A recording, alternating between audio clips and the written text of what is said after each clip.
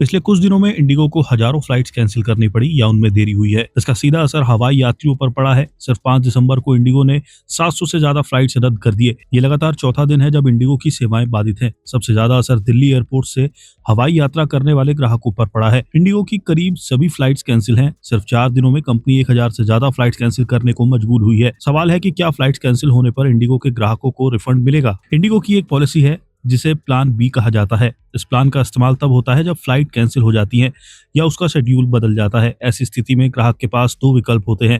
वे अपने फ्लाइट को दूसरे समय या दिन के लिए दोबारा बुक कर सकते हैं। इसके लिए कोई एक्स्ट्रा कॉस्ट नहीं है।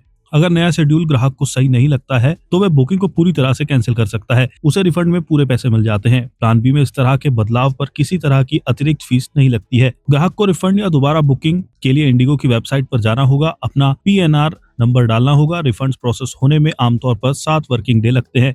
रिफंड का पैसा उस बैंक अकाउंट में क्रेडिट हो जाता है जिससे पेमेंट गया होता है। अगर ग्राहक ने ट्रैवल एजेंट या ऑनलाइन ट्रैवल एग्रीगेटर के जरिए टिकट बुक किया है तो उसे उसी के जरिए प्रोसेस करना होगा। फ्लाइट कैंसिल या देर होने की स्थिति में यात्री के अधिकार को लेकर डीजीसीए की अपनी लिस्ट है। फ्लाइट कैंसिल होने पर एयरलाइंस को पूरा रिफंड या अल्टरनेट फ्लाइट ग्राहक को ऑफर करना पड़ता है।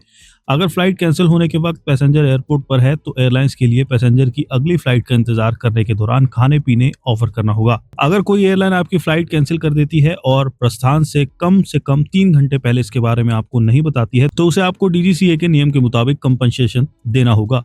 इसमें फ्लाइट की अवधि के आधार पर 10,000 रुपए तक का cash payment plus full refund या अल्टरनेट फ्लाइट शामिल है। लेकिन अगर असाधारण स्थितियों की वजह से फ्लाइट कैंसिल होती है तो एयरलाइन को कंपनसेशन नहीं देना होता है। फ्लाइट में देर होने पर देर की अवधि के आधार पर ग्राहक होटल में रहने और ट्रांसपोर्ट सुविधा का हकदार है। अगर आप एयरलाइन की पॉलिसी को जानते हैं और समझते हैं तो बड़े स्तर की बाधा आने पर आपको टेंशन का सामना नहीं करना पड़ेगा। इसका मतलब है कि आप जल्द ये फैसला ले सकते हैं कि आपको अगली फ्लाइट से यात्रा करनी है या टिकट का रिफंड लेना है।